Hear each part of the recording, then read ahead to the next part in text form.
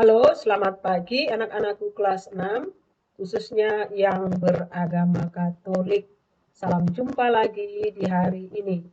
Ibu berharap anak-anakku masih tetap semangat walaupun kita belajar hanya lewat media sosial ini. Anak-anak sudah siap untuk mengikuti pembelajaran hari ini? Dan sekarang kita akan memulai pembelajaran kita hari ini dengan materi yang baru, yaitu Maria Bunda Gereja.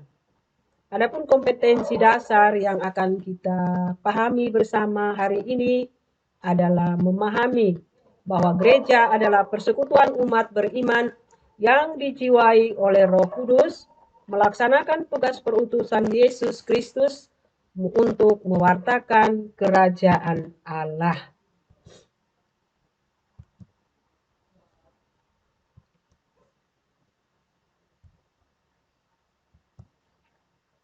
Nah, anak-anakku sekalian, seperti biasa, sebelum kita memulai atau melakukan kegiatan pembelajaran kita hari ini, marilah kita bersama-sama mengawalinya dengan berdoa terlebih dahulu. Untuk itu, anak-anak mengambil sikap doa yang baik. Marilah kita berdoa dalam nama Bapa dan Putra dan Roh Kudus. Amin. Yesus sahabat yang baik, hari ini kami mau belajar tentang peranan Maria sebagai bundamu dan bunda gereja. Bantulah kami lewat teladan pelayanan Bunda Maria, kami mampu mengikuti putramu Yesus Kristus. Jadikanlah Bunda Maria sebagai bunda pelindung kami. Demi Kristus pengantara kami. Amin. Dalam nama Bapa dan Putra dan Roh Kudus. Amin. Nah, anak-anakku sekalian, tujuan pembelajaran yang akan kita capai hari ini yaitu yang pertama, menuliskan segala hal yang dilakukan Ibu Maria pada Yesus anaknya yang dikasihinya. Yang kedua, menjelaskan alasan Bunda Maria disebut sebagai Bunda Gereja. Yang ketiga, menjelaskan alasan orang Katolik menghormati Maria. Yang keempat, meneladani sikap hidup Maria sebagai teladan kaum beriman di dalam kehidupan kita sehari-hari. Dan yang kelima, kita dapat menyanyikan salah satu lagu atau kita dapat berdoa rosario untuk memuji Bunda Maria. Nah, anak-anakku sekalian, kita semua tentu mempunyai seorang ibu atau mama. Nah, ibu adalah orang yang paling dekat dengan kita. Setiap orang pasti membutuhkan kehadiran seorang ibu di dalam hidupnya. Sebab seorang ibu mempunyai peranan besar di dalam hidup kita. Dan hal-hal yang dapat dilakukan seorang ibu untuk anaknya yang dikasihinya adalah memberikan kasih sayang, rela bekerja untuk memenuhi kebutuhan anak-anaknya, yaitu dengan memasak untuk anaknya, mendidik dengan baik dan bijaksana, dan mengajari anak tentang ilmu pengetahuan sederhana. Dan juga seorang ibu selalu menyertai anak-anaknya dengan doa dimanapun mereka berada. Nah, anak-anakku sekalian, hari ini kita akan membahas dan mempelajari tentang Maria. Siapakah Maria itu?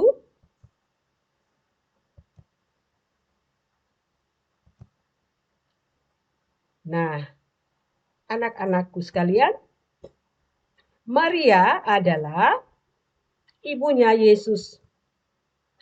Ia mengandung dari Roh Kudus dan melahirkan Yesus Sang Juru Selamat.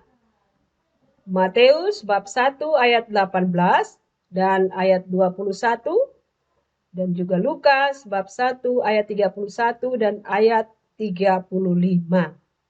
Demi Yesus, Maria menyerahkan diri sepenuhnya kepada Tuhan. Aku ini hamba Tuhan, jadilah padaku menurut perkataanmu. Siapakah Maria? Maria adalah seorang ibu yang setia pada Yesus putranya. Penuh derita, dikejar oleh Herodes, dan penuh susah payah kembali ke Yerusalem untuk mencari Yesus yang hilang.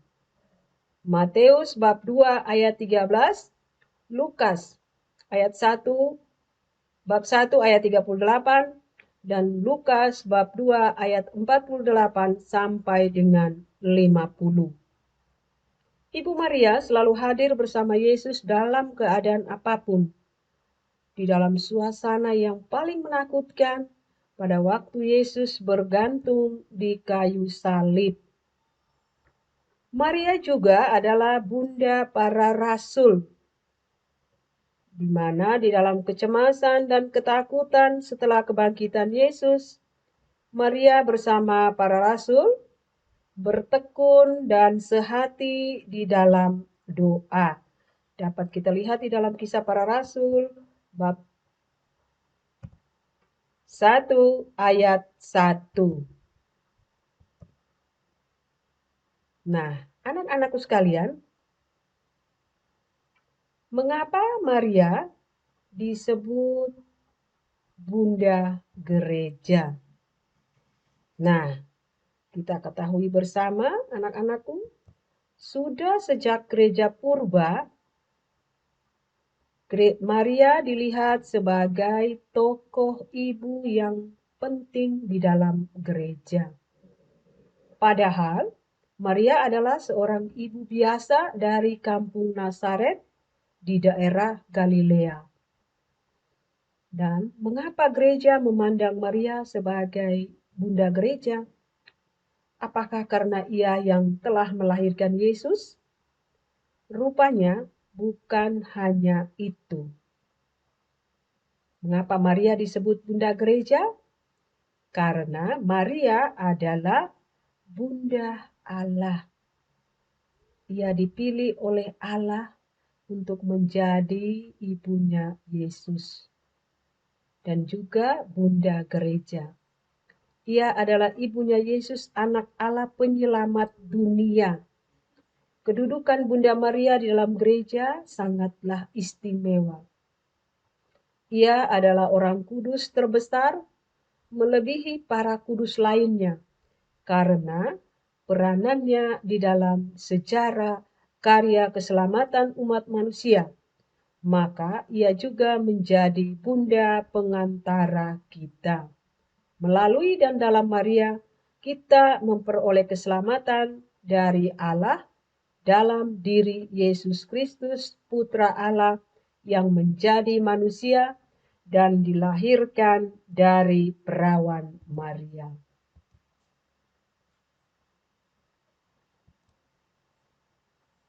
Maria disebut juga Bunda Gereja karena Maria setia mengikuti jalan hidup Yesus dari lahirnya sampai wafatnya di kayu salib.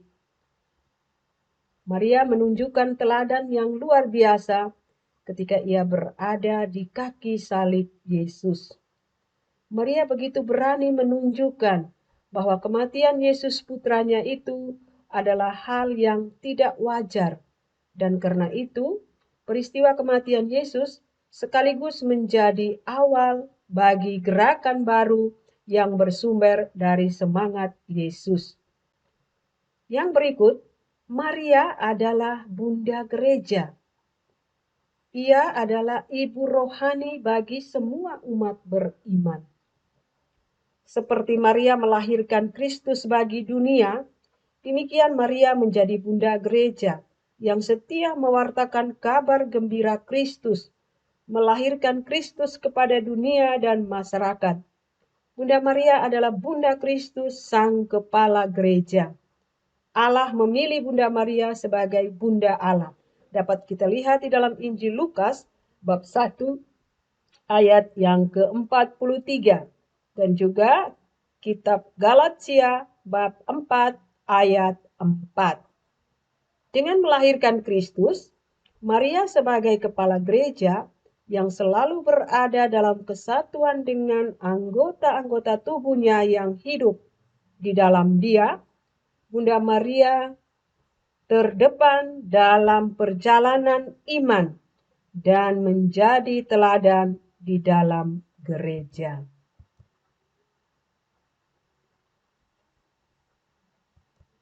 Nah, anak-anakku, mengapa kita sebagai umat Katolik menghormati Bunda Maria? Nah, ada pemahaman yang keliru mengenai ibadat atau devosi yang dilakukan orang Katolik terhadap Bunda Maria. Ada pemahaman yang keliru mengenai ibadat atau devosi yang dilakukan oleh orang Katolik terhadap Bunda Maria, di mana ada pihak tertentu yang mengatakan bahwa orang Katolik menyembah Bunda Maria. Tentu saja tidaklah benar, karena Gereja Katolik tidak pernah mengajarkan tentang penyembahan kepada Maria. Orang Katolik sama sekali tidak menyembah Maria, tetapi menghormatinya.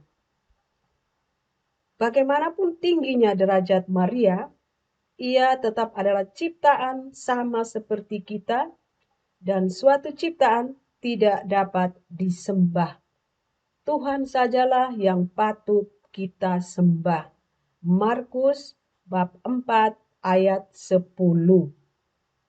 Gereja Katolik hanya mengajarkan penghormatan kepada Maria, yang merupakan contoh ciptaan Allah yang sempurna, yang patut diteladani kaum beriman karena peranannya di dalam sejarah karya keselamatan. Jika orang Katolik melakukan penyembahan terhadap Maria, itu adalah suatu penyimpangan ajaran gereja dan menjadi dosa. Nah, kita umat Katolik menghormati Bunda Maria karena Maria merupakan contoh ciptaan Allah yang sempurna, yang patut diteladani oleh kaum beriman karena peranan Maria di dalam sejarah karya keselamatan.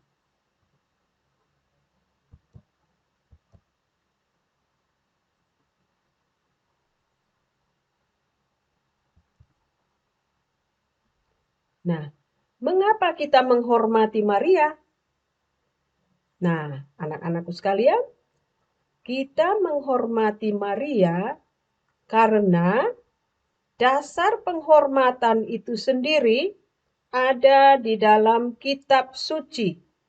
Dapat kita lihat di dalam kitab suci yaitu Injil Yohanes. Dalam kitab suci Perjanjian Baru, Injil Yohanes bab 19 ayat 26 sampai dengan 27. Anak-anak dapat melihatnya di dalam Injil Yohanes bab 19 ayat 26 sampai dengan 27. Kemudian dalam kitab Wahyu bab 12 ayat 17, Injil Yohanes bab 2 ayat 3 dan ayat 7, dan di dalam teks kitab suci Kisah Para Rasul bab 1 ayat 14. Di mana Bunda Maria turut membantu berdoa bersama para rasul, menantikan kedatangan Roh Kudus di hari Pentakosta yang menandai hari kelahiran gereja, yaitu awal terbentuknya gereja perdana. Dan jika berdevosi kepada Maria, tidak berarti Maria perantara kepada Bapa atau mengambil alih peran Yesus Kristus. Yesus tetap menjadi perantara satu-satunya kepada Allah Bapa. Gereja Katolik berdevosi kepada Maria karena ia adalah ciptaan Allah yang sempurna dan sangat dekat dengan Allah dan kepada kita anak-anaknya. Ia adalah rekan perantara Allah kepada manusia dalam Yesus Kristus. Kita memperoleh berkat dari Allah melalui Maria dalam diri Yesus Kristus. Ia hidup dan menjadi bunda gereja. Ia adalah penolong kita di dalam bahaya. Tidaklah salah Gereja Katolik berdevosi kepada Bunda Maria. Banyak kita mendengar kesaksian bagaimana doa yang dipanjatkan dengan perantaraan Bunda Maria terkabul. Ini berarti doa Bunda Maria sangatlah berkenan kepada Allah. Yang berikut, kalau orang Katolik membuat patung Bunda Maria dan menyimpannya, serta berdoa di depan patung tersebut, tidak berarti mereka menyembah berhala. Sebab tujuan doa itu bukanlah kepada patung tersebut. Patung dibuat supaya lebih mudah mengingat akan tokoh atau pribadi yang dilukiskan itu. Patung yang dibuat ini tidak dapat dibandingkan dengan selembar patung yang dibuat ini dapat dibandingkan dengan selembar foto atau gambar seorang anak atau foto ibu atau bapak atau orang yang dikasihinya, dan foto ataupun semacamnya itu sering dibawa kemana saja ia pergi sebagai ungkapan cinta dan kedekatan serta ikatan batin dari dua pribadi yang bersangkutan. Demikian juga patung Bunda Maria yang dibuat mau menunjukkan kedekatan kita dengan Bunda Maria dan mempermudah mengingat pribadinya sebagai ibu yang mengasihi dan siap menolong kita.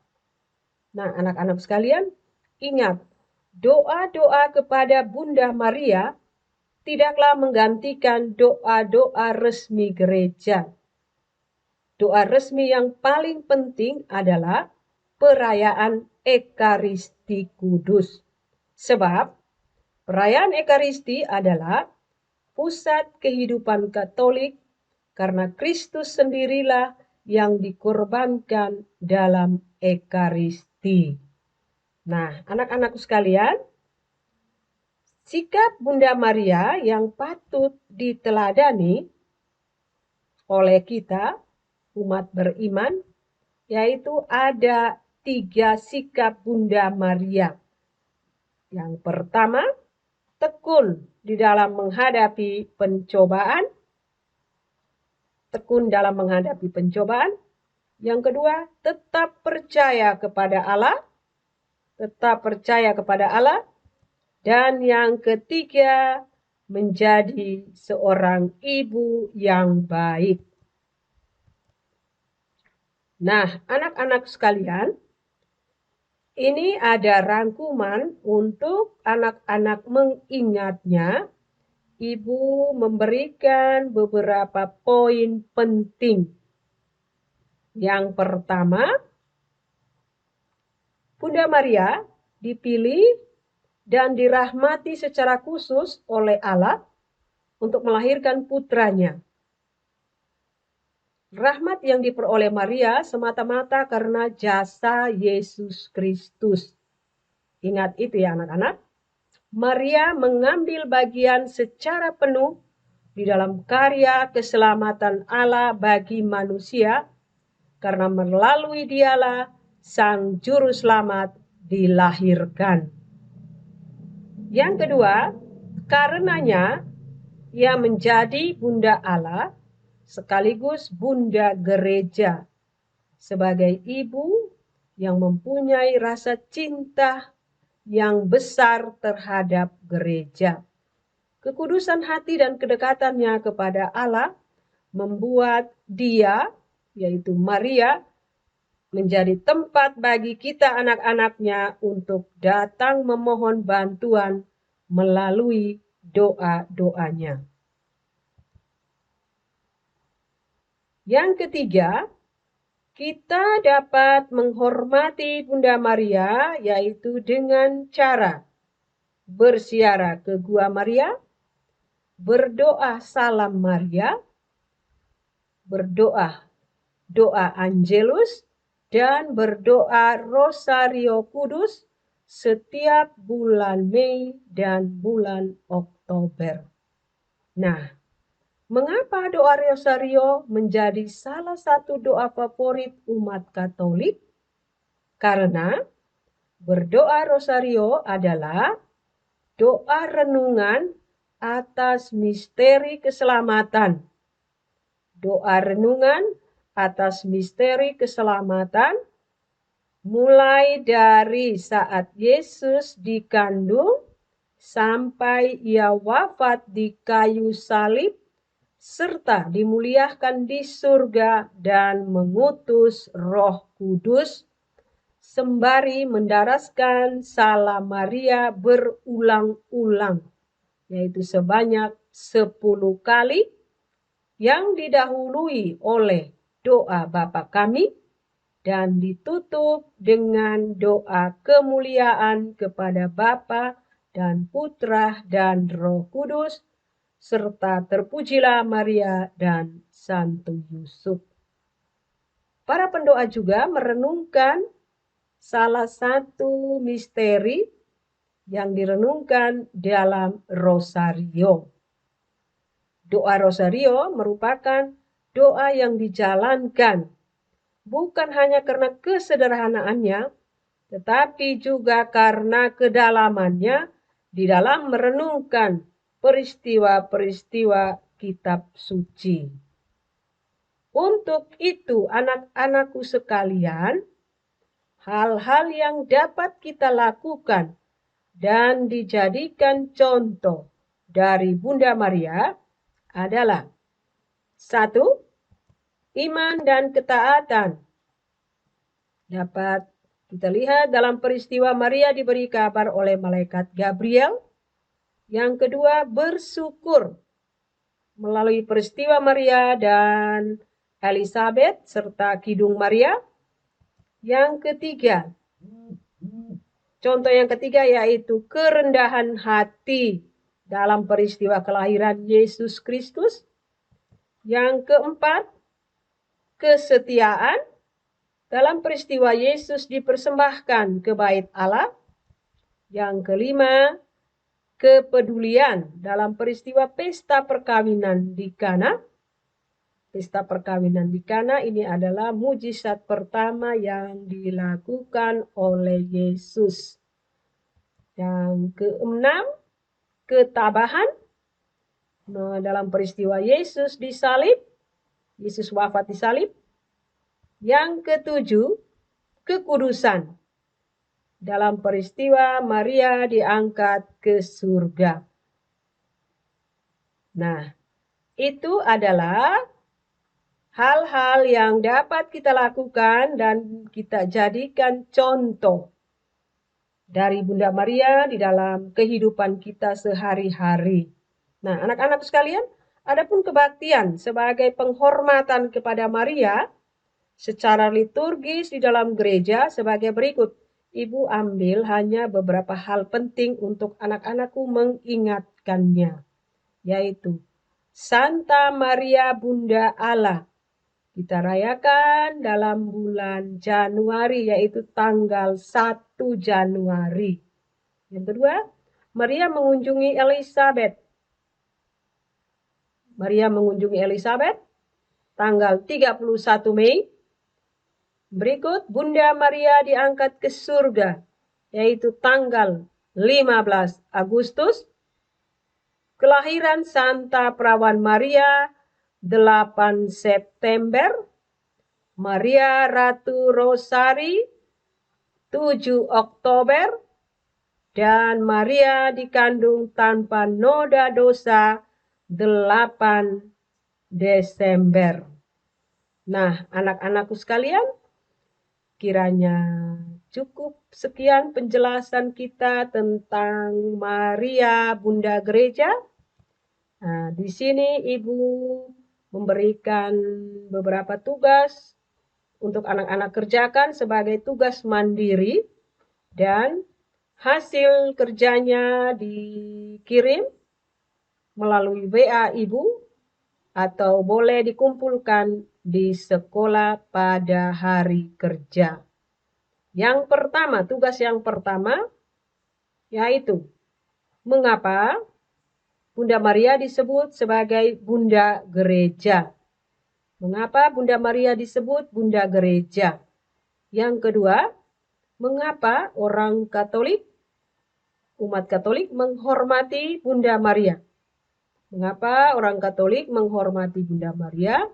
Yang ketiga, mengapa kita harus meneladani Bunda Maria? Mengapa kita harus meneladani Bunda Maria? Dalam hal apa sajakah itu? Yang keempat, mengapa doa Rosario menjadi salah satu doa favorit untuk umat Katolik? Dan mengapa pula perayaan Ekaristi sangatlah penting?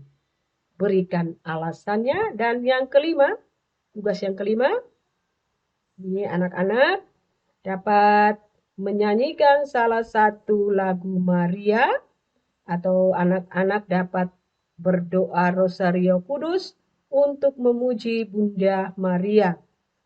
Dibuat dalam video dan hasilnya dikirim via WA Ibu.